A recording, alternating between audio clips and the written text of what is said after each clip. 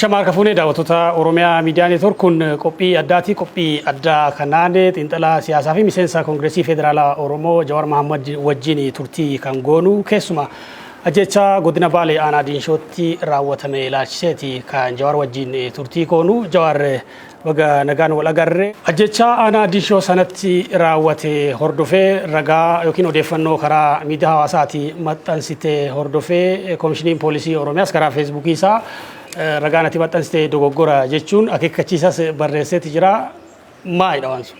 Egaa kaleessa akkuma jechaan sun raawwatameen ganamarraa kaasee odeeffannoo argachaa ture.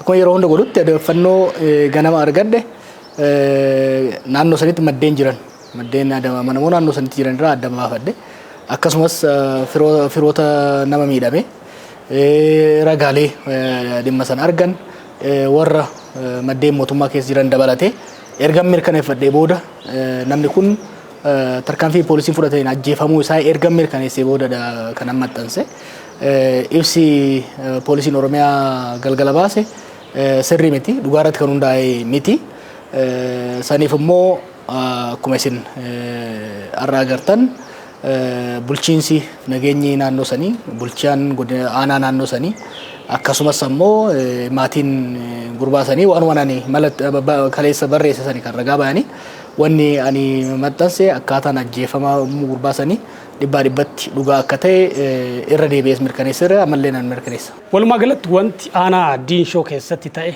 maali? Egaa akkuma isin jedhetti odeeffannoo kana akkuma argadheen naannoo san namoota jiran jaarsota biyyaa naannoo san jiran dargaggoota naannoo san jiran nan odeeffadhe. Taateen kun ta'e moo hin taane namni ajjeefamoo hin ajjeefamne kan jedhu san booda maaliin ta'e kan jedhu warra achi turan irraa akkasumas qaamota nageenyaa irraa adda baafadheen ture. Wanni ta'e maali? Wanni ta'e konkolaataan wal jala deemaa turani. Konkolaataa wal jala deemaa jiran kana keessaa tokko fe'iinsa hin qabu kuuwwan fe'umsa qabu turani. Yeroo konkolaatonni kun deemaa turanitti Diinshoo akkuma darbaniin poolisiin dhaabsisuudhaaf yaala. Yeroo kanatti makiinaan waggaa bira darbu dhukaasni irratti baname jechuudha. Makiinaa dura deemaa ture kan fe'umsa qaban kana dhukaasni baname. Makiinaan rukutamnaan karaarraa bahee dhaabbate. Yeroo kanatti poolisoonni dhaqanii shooferticha tumuutti seenu kan warri duubaan dhufan kana keessa tokko gara dhaabbate darbee tokko gara roobetti hafee jechuudha. Kanaaf ragaa ijaa yeroo sanitti illee warri dubbise argeen jira. San booda illee warra dhaqee haala san laalee argeen jira. Kabiraa dhiisii poolisiinis ganama san kontirbaandii irratti tarkaanfii fudhannee hidheeti kan gabaase. Kanaaf ajjeechaan gurbaa kanaa harka poolisiitiin akka ta'e shakkiin tokko hin jiru.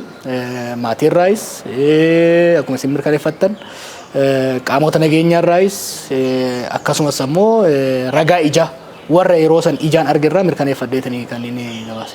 Poolisiin fi qaamni nageenyaa yeroo sanatti maal gochuu danda'a? Wanni tokko biyya kanatti dhaabachuu qaba. Konkolaataan kontirbaandii haa fe'u wanuma fedhe haa fe'u poolisiin dhaabuu gaheedhaan dhaabachuu qaba dhugaadha. Dhaabachuu didee yoo kan deemu taate garuu irratti dhukaafamuu hin qabu. Konkolaachisaan tokko yoo cabsee kan deemu taate keessattuu bakka magaalaa keessa ta'ee lubbuun namaa gaagamuudhaaf warri karaan lafaan deemu gaagamuudhaaf hireen hin jirre keessatti hurufa keessatti poolisii konkolaataan tokko yoo kan cabsee deemu taate dhukaasumti kan baasu yoo danda'ame konkolaataan hordofuudha. Sun ta'uu baannaan magaalaa hunda keessa buufanni poolisii jira, qaamni nageenyaa jira. Fakkeenyaaf Diinshoo kutee yoo kan darbatoota konkolaataan tokko Adaabbaarra poolisiin jira. Adaabbaadhaa poolisii jirutti bilbilanii dhaabsisuu hin danda'amu. Adaabbaa darbe Dodola jira, Dodola darbe Kofalee jira, Kofalee yoo darbe Shaashamannee jira, Shaashamannee yoo darbe Baatuun jira jechuudha. Kanaaf konkolaataa deemurratti dhukaasa banuuni gaagama uumaa jira lubbuu namaa irratti. Kuni sirrii miti. Kun immoo keessattuu yeroo bakka adda addaatitti namoonni harka qaama nageenyaa biyya kanaatiin ajjeefaman kanatti wanti akkanaa kuni ta'uu waan hin qabneedha. Poolisiin Oromiyaa waan kana qoratee warra waan kana godhes tarkaanfii irratti fudhachuu qaba. San qofa osoo hin taane qajeelfama ifaa dabarsuu danda'uu qaba. Biyya hundattis akka agarrutti poolisiin tarkaanfii humnaa kan fudhachuu danda'u tokkoffaa lubbuun isaa gaagamarra yoo kan ga'u taate. Namni tokko poolisii ajjeesuudhaaf lubbuu poolisichaa gaagamuudhaaf yoo deeme self defense ofirraa ittisuu danda'a. Lammaffaa namni tokko konkolaataa haa ta'u meeshaa biraatiin qaama siviilii biraa miidhuudhaaf immediate imminent threat yoo kan jiraatu taate miidhuudhaaf yoo kan deemu taate lubbuu namoota biraa du'arraa miidharraa hambisuun dirqama poolisii waan ta'eef tarkaanfii fudhachuu danda'a. Bakka lubbuun poolisii gaagamarra hin jirretti bakka lubbuun nama biraa gaagamarra hin jirretti dhukaasa banuun sirrii miti. San bira darbee immoo kaleessa akka godhaa turan sanitti waakkachuudhaan uummata doorsisuu nuu miti jedhaati mootummaa miti ofii wal ajjeesan jedhaati mallatteessaa jechuu san bira darban immoo daballoonni ganda keessa deemanii uummata gosaa fi magaalaadhaan walitti naquudhaaf deemuun gonkumaa fudhataman qabu. Biiroon dhimmoota koominikeeshinii Oromiyaa walitti bu'iinsi walitti bu'iinsa konkolaachisaa fi gargaaraa isaatii sana hordofees reebichaan konkolaachisaan du'uu qorannoodhaan bira geenyee jira jedha.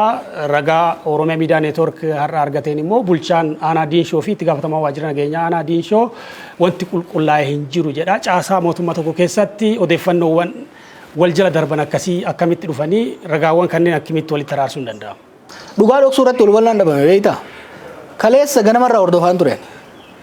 Ganama irratti gabaasni waajjira nageenyaatiifis poolisiifis dhaqe kontiroobaandii dhaabsisuu irratti tarkaanfii fudhannee namni du'e kan jedhudha. Garuu uummata biratti dallansuu uuma waan jedhameef poolisii keessattuu bakka biraatti illee komii waan itti ka'aa jiruuf irraa maqsuudhaaf jecha soba eegalan. Maal fakkeenyaaf hawaasa maal jedhan hawaasa achi tureen reeffi reennaan dura Finfinnee ergamee jedhanii. Xiqqoo turanii immoo asuma jira mootummaan hin ajjeefnee jedhaati mallatteessaatii fudhadhaa jedhanii. Xiqqoo turan immoo gara Goobbaa ergine jedhanii. Xiqqoo turan immoo gara Finfinnee ergine jedhanii. Waliin dhahaa turan soba dhugaa fakkeessuudhaaf irratti waliin dhahaa turan. Ibsi poolisiin Oromiyaa kaleessa komishinii poolisii maqaa poolisiin Oromiyaa illee baase natti fakkaatu maqaa komishinii poolisii Oromiyaatiin bahee suni dogongora ture. Maaliif faakt establish goonee jirra. Kuni bari dirree waraanaatti waan ta'e miti.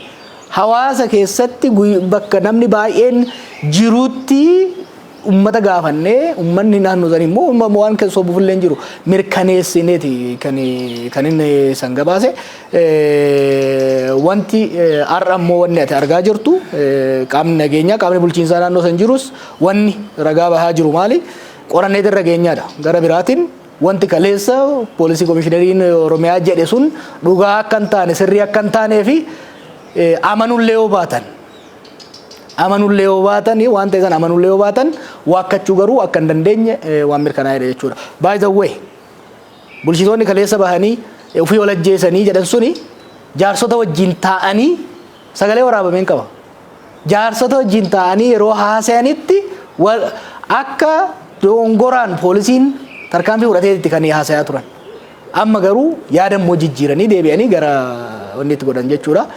Hundaafuu gara dhugaatti siqaa akka jiranitti na arga. Ajjechaawwan wal fakkaataan kutaalee Oromiyaa garaagaraa keessatti raawwatamaati kan jiranii ergaan ati komishinii poolisii Oromiyaatiif qabdu maalidha? Hariiroon komishinii poolisii Oromiyaa uummata wajjin qabu kan kaleessaa fi kaarraa maal fakkaata? Wanni dhishoo ta'e waan adda ta'e miti.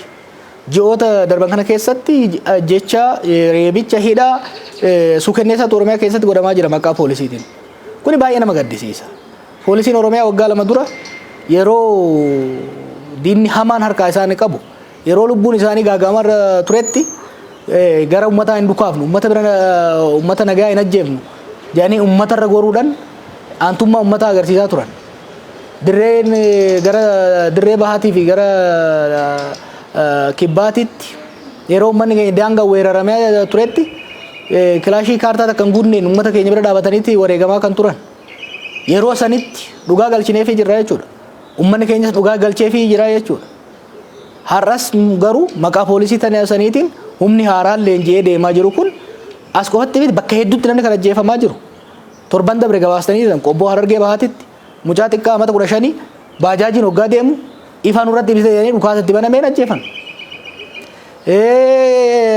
Gama Salaaleetitti waan ta'aa jiru waan argaa jirrudha.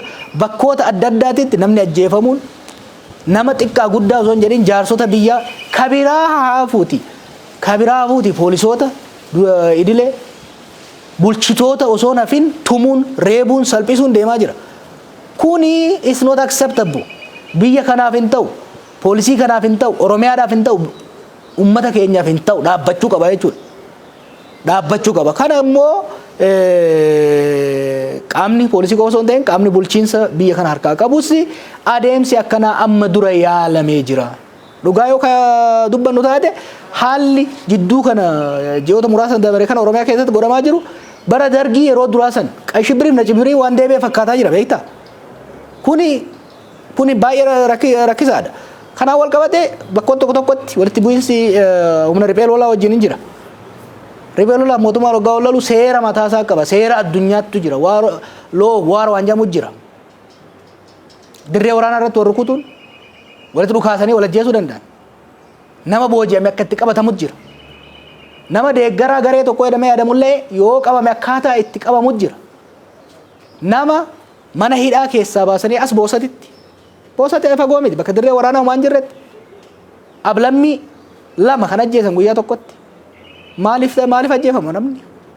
Wallaggatti dheengadda fakkeenyaaf komishiniin poolisii Oromiyaa nama loltuu warra bosonaa keessaa baqaa dha'ee ture.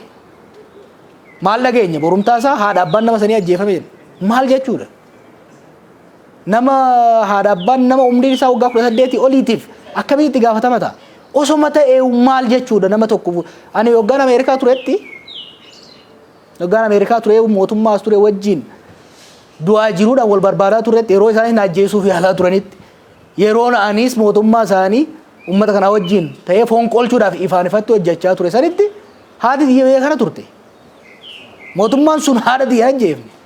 Maaliif haadha biyya akkamitti yakkaan seenuu danda'uuf maatiin kiyya akkamitti itti gaafatama? Nama mana hidhaatii baasanii ajjeesuun maal jedhama? Waa'ee gabaasni Amnesty International kanarraa xiqqoo sharee kan agarsiise. Gabaasni guyyaa guyyaan yeroo dheeraaf baay'isa waa'ee dhoksaa miti beeki. Dhoksaa miti. Tureera waggaa darbirraa kaasee pirezidaantii Shimallis ragaa ba'uu danda'a. Waan deemaa jiru kana yogguma isiin reefu eegaltu waan akkanaa kana ammumaa dhaabsisaa. Qaamni nageenyaa aadeeffachuu hin qabu. Namni reebamuu hin qabu, torchar ta'uu hin qabu, namni ajjeefamuu hin qabu, seeraa ala hidhamuu hin qabu. Namni tokko shakkamaa yoo ta'e hin qabama, hin qoratama. Abbaan alangaa himata itti bana, mana murtii geessa. Manni murtii ragaa bitaa mirgaa dhaggeeffatee itti mura. Hin adabamaa jechuudha. Yakki isaa guddaa ta'ee haaduu yoo jedhames ka itti murteessu poolisii yookiin loltuu tokko osoo hin taane mana murtiitii jechuudha. Malee nama lafumaa gadi fuudhanii tumuun ajjeesuun akka fedhanitti osoo mana murtiin geessin hidhuun kanaafiti kan qabsoofne kanaafi miti ilmi namaa kan biyya kanatti dhume. Sirna wayyaanee bar Tigree waan ta'aniif waliin lolleeni. Miti Tigree waan ta'aniif miti. Hidhaa fi ajjeechaan nama keenyarraa haa dhaabbatu jenneeti. Manni hidhaa afaan Oromoo dubbachuu haa dhaabbatu jenneeti. Namni seera ala hin hidhamin, namni hin ajjeefamin, hin gidirfamin, hin tumamin jenneeti. Ammas yoo kan ta'u taate mootummaa kanaanis wanni wal dura nu dhaabaa jiru namni keenya ajjeefamuu hin qabu. Namni keenya seera ala hidhamuu hin qabu. Namni keenya reebamuu hin qabu. Maal jechuudha? Waggaa 150 alagaadhaan reebamaa turre har'a immoo jara keenya warra jennu namni keenya waggaa 5 ajjeefamu. Akka hoolaatitti goronnooti naqamee walirra ciibsamee hidhamu. Deettuun waggaa ajjeefamtu maal jechuudha? Kana callifnee akka teenyu yoo ka'ee taate abadan this is not going to happen. We will not tolerate. Gaafa wayyaanee sin callifne har'a sin callifnu jechuudha. Kana beekuu qaba qaamni dhimmi ilaalu kamiyyuu. Dhumarratti waan si gaafadhu qaamoleen mootummaa yeroo garaagaraatti warri karaa kaasuu barbaadan aangoof jecha dantaa siyaasaaf jecha warri fincilaa kaasuu barbaadan jedhanii warri hamatan ni jiranii warra kan eeruu baatan illeedha. Kanarratti yaadi kee maali? Paartii biyya bulchuu wajjin garaagarummaa ilaalchaa qabna. Gaagamni siyaasaa biyya kana akkamitti furamuu qaba kan jedhu irratti garaagarummaa ilaalchaa qabna wal mormaa jirra. Gaagama heera mootummaa uumame akkaataan isaan ittiin deeman sirrii akka hin taanee fi mariif waliigaltee qofaan akka ta'u wal mormii qabna. Kun hojii siyaasaati waan biraati kun. Kuni falmaa siyaasaati. Kuni atakaaroo siyaasaati. Nama ajjeesuun garuu siyaasa miti. Nama mana hidhaatii baasanii rashanuun siyaasa miti. Nama magaalaa keessatti maaliif nu laalte jedhanii tumuun siyaasa miti. Nama osoo himata ittiin banin guyyaa 15 ji'a 2 ji'a 3 hidhuun siyaasa miti. Kuni sarbamuu namummaati. Kuni namummaa namarraa mulquudha. Oromummaa namarraa mulquudha. Kuni garaagarummaa siyaasatii miti. Tokko kana lammaffaa waa'ee fincila itti beeyna. Mormiis itti beeyna. Itti guddanne itti dhalanne itti guddanne hin dhaalle. Hin fincilla yoo jenne uummanni kun finciluu qaba jennee gaafa murteessine hin goone hin labsine kun rakkoon qabu. Kana yoo shakkan nu eeguu qaban rakkoon hin jiru. Wanni dukkana keessa deemnee fafakkeessaadhaan duuba deemnee jennuufis hin jiru. Labsaa turre kaleessas nu beeku. Labsaa turre hoggaa labsin immoo guyyaa isaa bakka isaa naamusa hordofamuu qabu tarsiimoo hordofamuu qabu. Code of conduct clear lafa keenyatti kan ittiin deemaa turre. Gara fuulduraas hin goona kana beekuu danda'uu qaban. Hin goona yoo adeemsi seeraaf sirna adeemsi dirree siyaasaa keessatti godhamu hin danda'amne. Uummanni sun mirga isaa deebisuudhaaf finciluu qaba jennee gaafa murteessine hin labsina kana. Akka amma isaan yaadanitti biyya keessa waan jiraniif kanan godha yoo kajaan taate they are wrong. Nuti qabsaa'ota qabsoo biyya kanas kan galle qabsoo fi biyya alas hoggaa turre qabsoorra turre jechuudha. Kanaaf siyaasaa fafakkeessaa keessa seenuu barbaadu. Ammatti kan mootummaa gaafachaa jiru clear and clear. Kuni gaafii siyaasaati miti. Gaafii lubbuuti. Ilmi Oromoo intalti Oromoo har'as gadaa kana keessatti ajjeefamuu hin qaban. Seeraala hidhamuu hin qaban. Torture ta'uu hin qaban dhaabbachuu qabaadha jechuudha. Kun kana dhaabuun immoo hunda caalaa mootummaadhaaf faayidaa qaba. Mootummaan kanarratti fuulleffatee irratti hojjetee humna keessattuu haaraa leenjisee bobbaase kana uummatarraa kaasee mooratti deebisee leenjii sirnaa, leenjii poolisummaa, ogummaa poolisii, naamusa poolisii eeysisee deemuu danda'uu qaba. Waan isaan dubbatan jira. Olaantummaa seeraa kabajnyaadhaan. Gaafiin uummataa har'as gaafa wayyaanes olaantummaan seeraa haa eeggamuudha bara. Olaantummaa qawwee osoo hin ta'in, olaantummaa namtakkee osoo hin ta'in olaantummaa seeraa. Olaantummaa seeraa kabajuu keessaa inni guddichi mirga namoomaa keessaa inni guddaan mirga lubbuun jiraachuuti. Lubbuu namaa bakkuma hundatti cinaa rasaasan cinaa tumaa dhabamsiisaa olaantummaa seeraa dubbachuun qaanyiidha. Olaantummaa seeraa jechuun nama tumuu dhabuudha, gidirsuu dhabuudha. Olaantummaa seeraa jechuun akkaataa heera mootummaa naannichaatiin federaalaa taa'ee alatti nama hidhanii tursiisuu jechuu miti. Olaantummaa seeraa kabajuu jechuun karaa seeraatiin nageenya biyyaatii fi uummataa eegsisu jechuudha. Qaamni mootummaa lubbuu namaa ajjeesu, nama qabee tumu gadirsu, seera malee mana hidhaa keessatti ukkaamsee tursiisu, mana namaa gubu, olaantummaa seeraa dubbachuu hin danda'u. Ani qondaala mootummaa tokko yoon ta'e waadaa ittiin gallu jira bara. Qondaala mootummaa naannoo Oromiyaa taatee gaafa shuumamtu caffee duratti heera mootummaa naannoo kanaatiif kan biyya kana kabajuu fi kabachiisuudhaaf. It's not one way street. Kabajuu fi kabachiisuudhaaf. Kabajee kabachiisuudhaaf. Seeraaf heera biyya kanaa nama kabaje qofatu olaantummaa seeraa kabachiisuu danda'a. Heeraaf seera biyya kanaa osoon kabajin miilaan irra deema ajjeesaa torchar nama godhaa mana namarratti gubaa haadha abbaa nama ajjeesaa daa'imman ajjeesaa gidirsaa qaama biraatiin olaantummaa seeraa kabaji jechuun akkamitti danda'ama? Hin danda'amu. Kanaaf wanni jechuu barbaannu keessattuu poolisii Oromiyaatii fi qondaala mootummaa jiraniin ummata Oromoo, ummata Oromiyaa ajjeesaa hidhaa gidirsaa biyya bulchuun hin danda'amu. Olaantummaa seeraa kabachiisuudhaaf dura seera jalatti bulu seera kabajuudha gaafata. Ummanni Oromoo immoo ifateera ajjeefamuu. Ummanni Oromoo akka hoolaatitti abbaan arge qe'ee keessaa fuudhee isa hidhuu ifateera. Ifannaan fincileeti warra baankiif taankii isaa abdatee waggaa 27 nurratti fincaaraa ture kan likkii galchee qe'ee ofitti galcheef waan biraatiif miti. Ajjeefamuu, hidhamuu, saamamuu, dhiitamuu waan ifateef. Har'as afaan Oromoo dubbataa ani Oromoodha jecha sin ajjeesaa ati gajja'ina jalatti buli. sin dhiita ati naa dhiitami sin saama ati naa butami jechuun is not going to work biyya kana keessatti hin fudhannu jechuudha kana ummanni kun sin fudhatu sin qabu jechuudha